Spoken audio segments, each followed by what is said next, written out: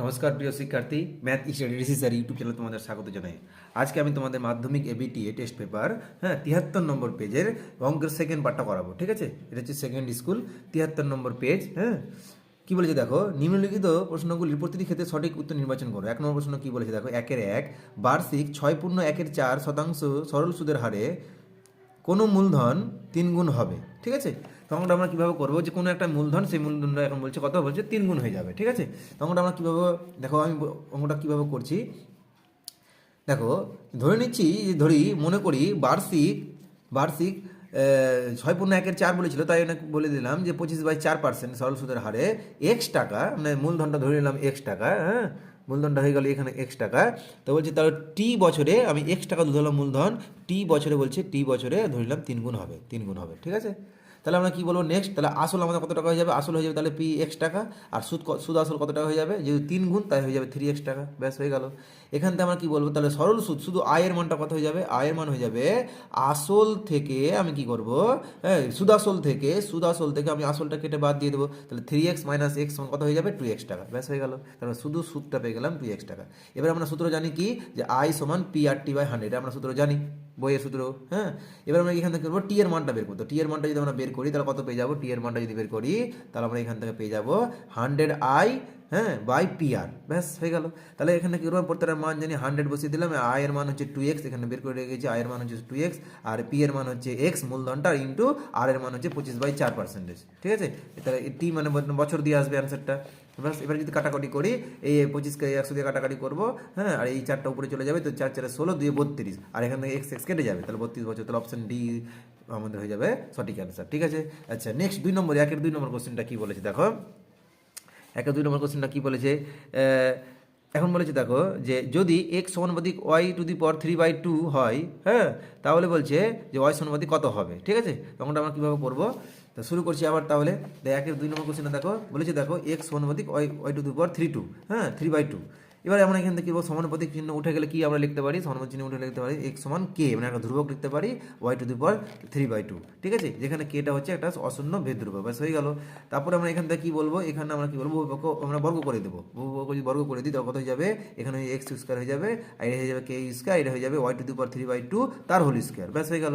এবার আমি কি করবো, এই 2 কেটে যাবে, আর এদিকে তাহলে x² থেকে যাবে বাম দিকে, আর এদিকে শুধু থাকবে একটা k² × y³। ঠিক আছে, যেখানে কে হচ্ছে অশূন্য ভেদ ধ্রুবক। ব্যাস হয়ে গেল। তাহলে আমরা কি পাচ্ছি, যে x² = k² y³ পাচ্ছি। তাহলে আমরা y³ সমান কত পেয়ে যাবে, তো এটা তাহলে নদীর উপরে চলে যাবে, তাহলে লিখতে পারি 1/k² 1/k² x²। ব্যাস হয়ে গেল। এবার আমরা কি করবো, অতএব y সমান কি হয়ে যাবে, তাহলে এই 3টা তাহলে আবার তাহলে 1/3 হয়ে যাবে ওইদিকে নদীর উপরে গিয়ে। তাহলে দেখো এটা হয়ে যাচ্ছে, যদি এখান থেকে যদি আমি কিউবটা উঠাই, তাহলে এটা হয়ে যাবে নিচে, এইদিকে হয়ে যাবে k⁴2 ইন্টু, মানে অ্যাকচুয়ালি এটা হয়ে যাবে 2 × 1/3, মানে এটাকে লেখা যাবে 2⁴, মানে k⁴2⁴। দেখো ওটাই লিখেছি, ইন্টু x⁴, এবার 2 এর একই রকমভাবে x⁴2 যদি থাকে, তাহলে এখানে আমরা কী বলতে পারি, যে 1/3 থাকে, তাহলে কী বলতে পারবো, বলতে পারবো x⁴2⁴। ঠিক আছে, ওই জিনিসটা আমরা করেছি। ঠিক আছে, ব্যাস, তাহলে আমরা কী পেলাম, y সমানুপাতিক, এটা হচ্ছে একটা কনস্ট্যান্ট, তাহলে y সমানুপাতিক x⁴2⁵। তাহলে সঠিক অ্যান্সার হয়ে যাবে option A is the right answer. ঠিক আছে, ব্যাস। নেক্সট কোশ্চেন কি দেখো, নেক্সট কোশ্চেন 3 নম্বর কোশ্চেন কী বলেছে দেখো, 3 নম্বর কোশ্চেনটা কী বলেছে দেখো, এখানে বলেছে যে একই বৃত্তের কেন্দ্র থেকে 15 সেমি দূরে অবস্থিত একটি জ্যা এর দৈর্ঘ্য 16 সেমি। তাহলে বলছে ওই বৃত্তের কেন্দ্র থেকে 8 সেমি দূরে অবস্থিত জ্যা এর দৈর্ঘ্য কত হবে। ঠিক আছে, তখন আমরা কীভাবে করবো, শুরু করছি আবার একরকমভাবে। দেখো আমি বলছি, মনে করি ও কেন্দ্রবৃত্তের AB = 16 সেমি। আচ্ছা, প্রথমে আমি ছবিটা বলে দিই। দেখো এটা আমি একটা কী করি, এটা একটা আমি ছবি এঁকে নিয়েছি। ঠিক আছে, ছবি এঁকে নিয়েছি। আচ্ছা, AB আর CD হচ্ছে একটা হচ্ছে যেটা কিন্তু কেন্দ্রগামী নয়। ঠিক আছে, এবার আমি কি করেছি, যে এই যে বৃত্ত যে আছে, যে এই যে এই বৃত্তটা আছে, এবার ও হচ্ছে তার কেন্দ্রবিন্দু। আমি কী করছি, ও কেন্দ্রবিন্দু থেকে আমি কি করেছি, এবি যে আছে, এখান থেকে আমি একটা ব্যাস টেনেছি, ব্যাসার্ধ টেনেছি, আর ও থেকে ডি পর্যন্ত ব্যাসার্ধ টেনেছি। ঠিক আছে, আচ্ছা, তাহলে আমরা এখান থেকে কী কী পাচ্ছি, তাহলে এবি = 16 সেমি পেয়ে যাচ্ছি, এটা আমাদের এবি = 16 সেমি। ওপি সমান কত হচ্ছে, আমার দেওয়া ছিল ওপি = 15 সেমি। এখন যেহেতু আমরা জানি যে ব্যাস নয় এরূপ কোনো জ্যাকে যদি কেন্দ্র থেকে যদি কোনো একটা যদি লম্ব অঙ্কন করি, যদি যে ব্যাসার্ধ অঙ্কন করি, হ্যাঁ, তাহলে সেটা হয়ে যাবে কি ওই জ্যার উপর ওপিটা হয়ে যাবে লম্ব, তাহলে ওপি লম্ব এবি, ওপি লম্ব এবি হয়ে গেল, ব্যাস। এবার আমরা কি করবো, ওবি, ওবি সমান বের করবো। ওবি সমান কি পেয়ে যাবো, ওবিটা হয়ে যাবে, দেখো ওবিটা হয়েছে এখানকার, তাহলে অতিভুজ হয়ে যাচ্ছে, দেখো এই যে ত্রিভুজটা আছে, এই ত্রিভুজটা আছে, ওবিটা হয়ে যাচ্ছে অতিভুজ, তাহলে ওবি সমান কত পেয়ে যাবে, √, লম্ব স্কয়ার প্লাস ভূমি স্কয়ার। ওপির মান আমরা জানি, হ্যাঁ, ওপির মান তোমার দেওয়া ছিল 15, আর ভিবির মান আমরা পিবির মান কত পাবো, আচ্ছা পিবি মানটা, আচ্ছা এপি যদি তোমার দেখো এবি যদি 16 হয়, তাহলে আমরা জানি যে ওপিটা তাহলে এবিকে সমদ্বিখণ্ডিত করে, লম্ব লম্ব লম্ব সমদ্বিখণ্ডিত করে, তাহলে এটা কত হয়ে যাবে, তাহলে এটা হয়ে যাবে ভিপিটা হয়ে যাবে তোমার 8, আর এপিটা হয়ে যাবে 8, তাহলে 16/2 মানে 8 সেমি, ব্যাস। ওখান থেকে আমরা কী করেছি, তাহলে এখান থেকে 15 মান দেওয়া ছিল, আর এখান থেকে পিবির মান হচ্ছে 8, তাহলে 225 + 64 289, তাহলে এটা হয়ে যাচ্ছে 17 সেমি, ঠিক আছে, ব্যাস হয়ে গেল। এবার একই রকমভাবে আমরা কী করবো, এখানে ওডিটা বার করবো, তাহলে ওডি সমান কত হয়ে যাবে, ওডি সমান দেওয়া আছে 17 সেমি দেওয়া আছে বইয়ে, আর ও কিউ সমান একই রকমভাবে ও কিউটা কত হয়ে যাবে, ও কিউটা হয়ে যাবে এখান থেকে হয়ে যাবে এটা, ও কিউটা হয়ে যাচ্ছে এখান থেকে 8 সেমি, ঠিক আছে, ও কিউটা 8 সেমি হবে। আচ্ছা, যদি এটা 8 সেমি হয়, তাহলে আমরা জানি যে বিকিউ লম্ব সিডি, বিকিউ যদি লম্ব সিডি হয়, তাহলে কী হয়ে যাবে, আর ডিকিউ, ডিকিউ সমান তাহলে সিকিউ হয়ে যাবে, ঠিক আছে। আচ্ছা, এবার ডিকিউটা আমরা কীভাবে পাবো, ডিকিউটা আমরা দেখো, এটা কিন্তু এখন কিন্তু এটা কিন্তু লম্ব হয়ে গেল, তাহলে আমরা লম্ব সমান কত পাবো, √, অতিভুজ স্কয়ার মানে ভূমি স্কয়ার, ওডি square minus O Q square, ঠিক আছে, ব্যাস এই হচ্ছে ব্যাপার। এবার আমরা কী করবো, সবটার মান বসিয়ে দেবো, 17 স্কয়ার মাইনাস 8 স্কয়ার, ঠিক আছে, মানগুলো জাস্ট বসালে এটা 17 স্কয়ার মানে 289 মাইনাস 64, এটা যাবে 225, তার 225 রুট করলে হচ্ছে 15 সেমি, অর্থাৎ সিডি জ্যার দৈর্ঘ্য হয়ে যাবে, সিডি জ্যার দৈর্ঘ্য কত হয়ে যাবে, সিডিটা ছিল তাহলে কত হয়ে যাচ্ছে, আমি তো একটা পেলাম, কিউডি পেলাম, তো কিউডিটাকে যদি ডবল করি তাহলে সিডি পেয়ে যাবো, তাহলে মানে কি কিউডি ইন্টু 2 মানে হয়ে যাচ্ছে সিডি, অর্থাৎ সিডি যাই দৈর্ঘ্য যাবে 2 × 15 মানে 13 সেমি, ব্যাস এই গেল ব্যাপার। আচ্ছা, আমরা নেক্সট অঙ্ক যাবো। দেখো 4 নম্বর কী বলেছে, একটি লম্ব বৃত্তাকার শঙ্কুর শীর্ষকোণ 60 ডিগ্রি এবং ভূমির ব্যাসার্ধ 14 সেমি হলে শঙ্কুটির বক্রতলের ক্ষেত্রফল কত হবে, ঠিক আছে। অঙ্কটা আমরা কীভাবে করবো, শুরু করছি তাহলে অঙ্কটি। দেখো অঙ্কটা করার জন্য আমি কী করবো, প্রথমে আমি ছবি এঁকে নিয়েছি, দেখো এটা হচ্ছে একটা শঙ্কু, ঠিক আছে, এটা হচ্ছে একটা শঙ্কু, তাই এই শঙ্কুটার, হ্যাঁ, এই শঙ্কুটার দেখো যে এবি হচ্ছে এই শঙ্কুটার হচ্ছে উচ্চতা, হ্যাঁ, আর সিডিটা হচ্ছে শঙ্কুর বক্রতলের এই যে তোমার বৃত্তাকার যে পোর্শনটা রয়েছে তার হচ্ছে ব্যাস, হ্যাঁ, বি হচ্ছে তার কেন্দ্র, এটা সেন্টার, হ্যাঁ, আর এসিটা হচ্ছে তির্যক উচ্চতা মানে এল, যেটাকে এল ধরে ধরে নিয়েছি, ঠিক আছে। আচ্ছা, শঙ্কুর শীর্ষকোণ কত বলে দেওয়া ছিল 60 ডিগ্রি, ঠিক আছে। আচ্ছা, তাহলে শঙ্কুটির এর অর্ধ শীর্ষকোণ কত হয়ে যাবে, অর্ধ শীর্ষকোণ তাহলে আমরা কী বলবো 60, তাহলে অর্ধ হয়ে যাবে 30 ডিগ্রি, ব্যাস হয়ে গেল। আচ্ছা, এবার দেখো ভূমির ব্যাসার্ধ কত বলে দেওয়া ছিল, এটা হচ্ছে ভূমির ব্যাসার্ধ হচ্ছে তোমার ব্যাসার্ধটা বলেছে বিসি বা ডিবি হচ্ছে 14 সেমি, হয়ে গেল। আচ্ছা, মনে করি তির্যক উচ্চতা হচ্ছে এসি সমান এল সেমি, ব্যাস হয়ে গেল, এটা এল সেমি। আচ্ছা, আমরা জানি যে যে এখন আমরা কি বলতে পারবো, যে সাইন থিটা সমান আমরা কি বলতে পারবো, যে লম্ব বাই অতিভুজ, ঠিক আছে, লম্বটা কত, এখানে লম্বটা হচ্ছে এবি আর অতিভুজটা হচ্ছে এসি, তাহলে আমরা লম্ব বাই অতিভুজ করে দিলাম। আচ্ছা, যেহেতু থিটার মানটা এখানে অর্ধকোণ, যদি এই যেহেতু ত্রিভুজ এবিসি থেকে নেওয়া হচ্ছে, তাই এখানে হয়ে যাবে সাইন 30 ডিগ্রি, তাহলে সাইন 30 ডিগ্রি 14/L, তাহলে সাইন 30 মান হচ্ছে 1/2, হ্যাঁ, 14/L, তাই এর মান যদি হিসাব করি, তাই এই কোনো গুণ করলে হয়ে যাবে L সমান 28 সেমি। অতএব শঙ্কুটির বক্রতলের ক্ষেত্রফল কত হয়ে যাবে, বক্রতলের ক্ষেত্রফল হয়ে যাবে πr/L, ঠিক আছে, πr বর্গ সেমি। এবার আমরা মানটা বসিয়ে দেবো, πr মান 22/7, আর এর মান হচ্ছে তোমার কত 14, আর এল এর মান হচ্ছে 28, যদি কোনো এই কাটাকাটি করি 7কে 14 দিয়ে কাটলে 2, 44 × 28 সমান 1232 বর্গ সেমি, ঠিক আছে। আচ্ছা, নেক্সট আমরা 4 দাগের অঙ্কটা যাবো। দেখো 5 নম্বর অঙ্কটা কী বলেছে, কোনো বৃত্তের 44 সেমি দীর্ঘ একটি চাপ বৃত্তের কেন্দ্র 45 ডিগ্রি কোণ উৎপন্ন করলে বৃত্তের ব্যাসার্ধ হবে কত, ঠিক আছে। তখন আমরা কীভাবে করবো, শুরু করছি তাহলে। দেখো দেখো বলেছি, দেখো বৃত্তের চাপের দৈর্ঘ্য সমান কত দেওয়া ছিল, সেটা হচ্ছে 44 সেমি, ঠিক আছে। তাহলে দেখো থিটার মান কত দেওয়া ছিল 45 ডিগ্রি, ঠিক আছে। আচ্ছা, আমি এটা যদি রেডিয়ানে কনভার্ট করি, তাহলে এটা হয়ে যাবে কত, π/4, মানে 45 ডিগ্রিকে আমরা π/4 আকারে লিখতে পারি, ঠিক আছে। আচ্ছা, আমরা এখন জানি সূত্র একটা জানি যে এস সমান আর থিটা, এটা আমাদের কিন্তু এটা জানতে হবে সূত্রটি, ঠিক আছে। আচ্ছা, এবার আমরা কি বলবো, যে মনে করি বৃত্তের ব্যাসার্ধ, মনে করি বৃত্তে ধরে এটা বৃত্ত, তার ব্যাসার্ধ হচ্ছে আর সেমি, ঠিক আছে, এটা হচ্ছে আর সেমি। তাহলে আমরা কি জানি যে এস সমান আর থিটা, এটা আমাদের ফর্মুলা, ঠিক আছে, এস সমান আর থিটা।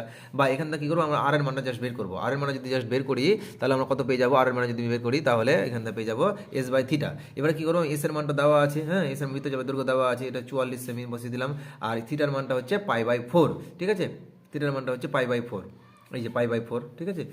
তাই 45 ডিগ্রিকে রেডিয়ানে কনভার্ট করলে হয়ে যাবে π/4, তাই হয়ে যাবে 44 ইন্টু এ হয়ে যাবে পাই এর মান হচ্ছে 22/7, আর এই 4টা তাহলে ডিগবাজিকে উপরে চলে গেল, তাই কাটাকাটি যদি করি 22 × 44 2 দিয়ে কাটবে, এখানে যাবে 7 × 8, মানে হয়ে যাবে 7 × 56 সেমি, উত্তর হয়ে যাবে তোমার 56 সেমি। Option B is the right answer. আচ্ছা, নেক্সট অঙ্ক দেখো 6 এর কী বলেছিল, দেখো বলেছে যে মধ্যগামিতার মাপক কয়টি, একটি, দুইটি, তিনটি, চারটি। উত্তর হবে এটি, এটা হয়ে যাবে তিনটি, মধ্যগামিতার মাপক হবে তিনটি। ব্যাস হয়ে গেল। কি বলেছে দেখো, দুইয়ের শূন্যস্থান পূরণ করো। বলছে কোনো মূলধনের বার্ষিক শতকরা একই সুদের হারে ড্যাশ বছরের সরল সুদ ও চক্রবৃদ্ধি সুদের পরিমাণ সমান হবে।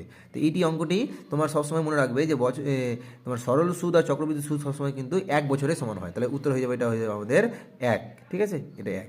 আচ্ছা, এবার নেক্সট অঙ্ক আমরা যাবো। দেখো দুই নম্বর কোশ্চেন কি বলেছে, 4 + √15 whole to the power 3/2 plus 4 - √15 whole to the power 3/2 equals to k into √10 হলে কে এর মান কত হবে। ঠিক আছে, এই অঙ্কটি একটু বড় অঙ্ক, এই অঙ্কটি কিন্তু দীর্ঘ। হ্যাঁ, এটা অঙ্কটি কিন্তু একই দেওয়ার মতন অঙ্কটি নয়, অঙ্কটি দীর্ঘ। ঠিক, যাই হোক, তো অঙ্কটি আমরা করবো। হ্যাঁ, তো শুরু করছি তাহলে। তখন আমরা কী করবো, প্রথমে আমি অঙ্কটা লিখে নিচ্ছি যে 4 + √15। আচ্ছা, এটা পরিমাণটা এক বছরে হবে, এটা বলেছিলাম। হ্যাঁ, প্রথম অঙ্কটা। আচ্ছা, 4 + √15 আমরা কী বলতে পারি, এটা আমরা লিখতে পারি 1/2 8 + 2 × √5 × √3। ঠিক আছে, এটা আমরা লিখে নিলাম।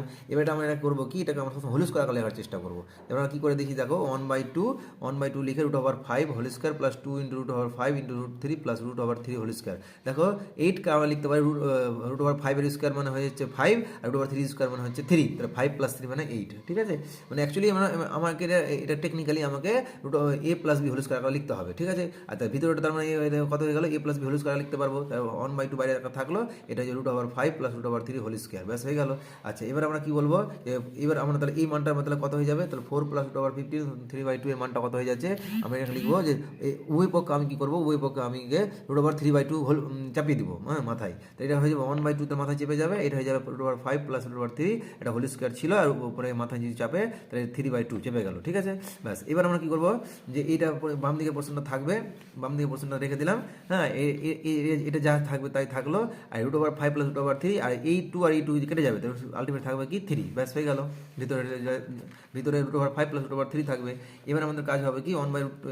এবার দেখো এখানে 1/2 হোল টু বা 3/2 কথাটার মানে হচ্ছে যে 1/2, হ্যাঁ, এটা 3/2 মানে হচ্ছে 1/2, হ্যাঁ, 1/√2 ইন্টু 1/√2 ইন্টু 1/√2।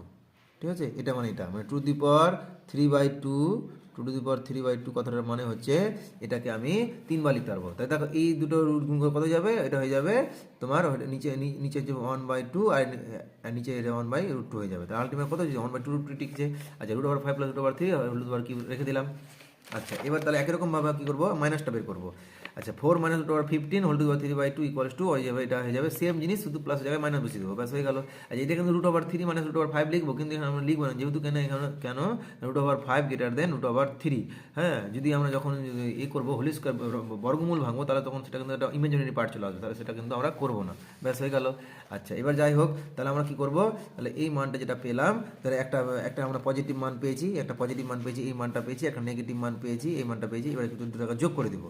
দুটো যোগ করলে কি হয়ে যাবে, যোগ করলে এরকম হয়ে যাচ্ছে যে ব্যাপারটা, যে এদিকে 1/2 এরকম ছিলই, এটা হয়ে যাবে বাইরে থাকবেই, আর ভিতরে এই পোর্শনটুকু থাকবে, আর ভিতরে এই পোর্শনটুকু থাকবে। ঠিক আছে, প্লাসের পোর্শন থেকে মাইনাস করতে হবে। এবার প্লাসের পোর্শনটা কী করবো, আমরা ভেঙে দিব, মানে a + b হোল করে আবার ভেঙে দেবো, আর এটাকেও আমরা a + b হোল করে আবার ভেঙে দেবো। হ্যাঁ, a³ + 3a² b + 3ab² + b³, এটা হয়ে যাবে a³ - 3a² b + 3ab² - b³ বাস ভেঙে দিলাম। আচ্ছা, ভেঙে দিলে ভিতরে কাটাকাটি যাবে, ভিতরে কাটাকাটি যেয়ে তোমার সবটা কেটে যাবে, শুধু থাকবে কোনটা পোর্শন, শুধু থাকবে তোমার এই যে এই পোর্শন থাকবে 5√5 না √5 এর হোল কিউব থাকবে, তার মানে হয়ে যাচ্ছে এটা 5 × √5।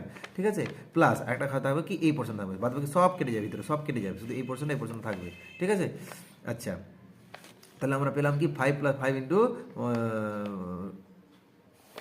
আচ্ছা, এই পোর্শনটা থাকছে না, এই পোর্শনটা থাকবে না, এখানে থাকবে √5, মানে এই পোর্শনটা থাকবে তোমার। হ্যাঁ, এই পোর্শনটা থাকবে 9 × √5 থাকবে একটা কাটাকাটি করে। ঠিক আছে, 9 × √5 থাকবে একটা কাটাকাটি করে, এটা একটা থাকবে আর এটা একটা থাকবে। ঠিক আছে, যাই হোক, মানে ক্যালকুলেশন করলে 5√5 + 9√5 থাকবে। ঠিক আছে, আচ্ছা, যাই হোক, এবার হচ্ছে যে 1/2 কেটে গেলে তো 1/√2 থাকবে, আর হয়ে যাবে 5√5 + 9√5 কত হয়ে যাবে 14√5 হয়ে গেল। আচ্ছা, 14√5 মানে আমরা কি লিখতে পারি, √2 দিয়ে গুণ করে দেবো, তাহলে 14 × √5 × √2, তাহলে হয়ে যাবে √10, আর হয়ে যাবে √2 দিয়ে গুণ করলে হয়ে যাবে শুধু 2 হয়ে যাবে, তাহলে কাটাকাটি করলে হয়ে যাবে এটা 7√10। আচ্ছা, এবার যাই হোক, এবার আমরা কি আলটিমেট কি পাচ্ছি, দেখো এটা আমরা পাচ্ছি যে 4 + root 5 whole to power 3/2 plus 4 minus root over 15 whole to power 3/2। এটা মানে দেখো, এটা মানে দেওয়া ছিল কে রুট 10।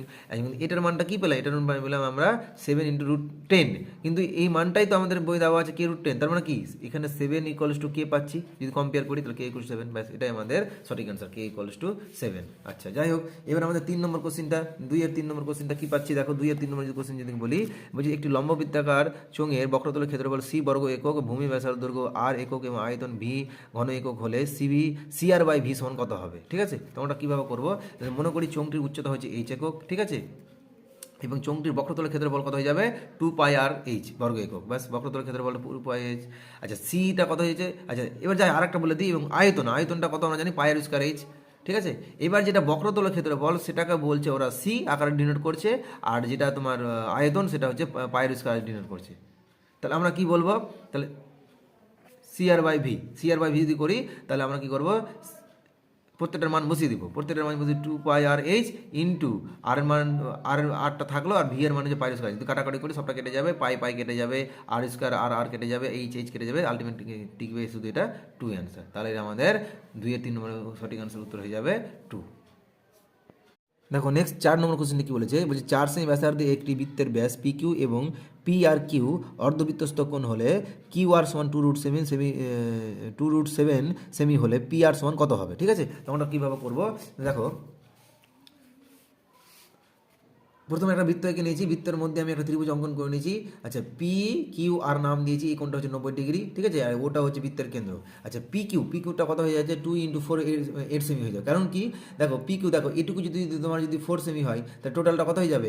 ওপিটা হচ্ছে যে তোমার যদি ব্যাসার্ধটা হচ্ছে বলেছে 4 সেমি, তাহলে টোটালটা কত হয়ে যাবে? টোটালটা হচ্ছে ব্যাস, তাহলে হয়ে যাচ্ছে 8 সেমি, তাই ওই জন্য 2 × 4 মানে 8 সেমি হয়ে গেল। আচ্ছা একইরকমভাবে কিউ আর কিন্তু বলে দেওয়া ছিল 2√7 সেমি। আচ্ছা পি আর কিউ মানে 90 সেমি, এটা বলে দেওয়া আছে, ঠিক আছে, অর্ধবৃত্তস্থ কোণ যেহেতু, তাহলে এই কোণটা 90 ডিগ্রি হয়ে যাবে। আচ্ছা আমরা কি বলবো? পিআর মানে আমরা কি পাচ্ছি? পিআর মানে আমরা পেয়ে যাচ্ছি, ঠিক আছে, যেহেতু এই কোণটা 90 ডিগ্রি হয়ে যাচ্ছে, তাহলে আমরা পেয়ে যাচ্ছি যে এটা তার মানে অতিভুজ, 90 ডিগ্রি উল্টো বাহুটা হচ্ছে অতিভুজ, তাহলে আমরা পিআরটা পেয়ে যাব কি, যে পি কিউ স্কোয়ার অতিভুজ স্কোয়ার মাইনাস তাহলে ভূমি। দেখো 2-এর 4 নম্বর কোশ্চেন কি বলেছে? বলছে দেখো 4 সেমি ব্যাসার্ধের একটি বৃত্তের ব্যাস পি কিউ এবং পি আর কিউ অর্ধবৃত্তস্থ কোণ, হ্যাঁ, এবং বলেছে কিউ আর সমান 2√7 সেমি হলে পি আর এর মান কত হবে? ঠিক আছে, তখন আমরা কীভাবে করবো দেখো। প্রথমে আমি একটা বৃত্ত এঁকে নিয়েছি, ঠিক আছে, বৃত্ত এঁকে নিয়েছি, আর যে ও হচ্ছে বৃত্তের কেন্দ্র, আর পি আর কিউ এটা হচ্ছে বৃত্তের অর্ধবৃত্তস্থ কোণ, ঠিক আছে। আচ্ছা এবার আমি কী করলাম, যে পি আর যে কিউ আর কিউ যা আছে, এই যে আমি দুটো পয়েন্টটা কী করলাম, জয়েন করে দিলাম, তার পি কিউটা হয়ে গেলো তোমার কেন্দ্রগামী একটা, তাহলে যেটা কিনা ব্যাস হয়ে গেল, ঠিক আছে। আচ্ছা তাহলে আমরা এখন কি বলছি, এই দেখছি যে এই আর কোণটা কিন্তু অর্ধবৃত্তস্থ কোণ, তার মানে নিশ্চয়ই এটা হচ্ছে 90 ডিগ্রি, ঠিক আছে, আর পি কিউটা হচ্ছে এখানে একটা ব্যাস, ঠিক আছে, ব্যাস। এবার তাহলে আমরা তাহলে পি কিউ এর মান কত পাবো? যেহেতু দেখো ব্যাসার্ধটা বলে দিয়েছে তোমার 4 সেমি, ঠিক আছে, তার মানে হয় ও, তার মানে ও পিটা তার মানে 4 আর ও কিটাও 4, তার মানে আমরা কি বলবো, পি কিউটা পেয়ে যাবো, হ্যাঁ, 2 × 4 মানে 8 সেমি পেয়ে গেলাম। আচ্ছা কিউআরটা বলে দেওয়া ছিল, কিউআরটা কিন্তু বলে দেওয়া আছে যে এখান থেকে 2√7 সেমি, ঠিক আছে।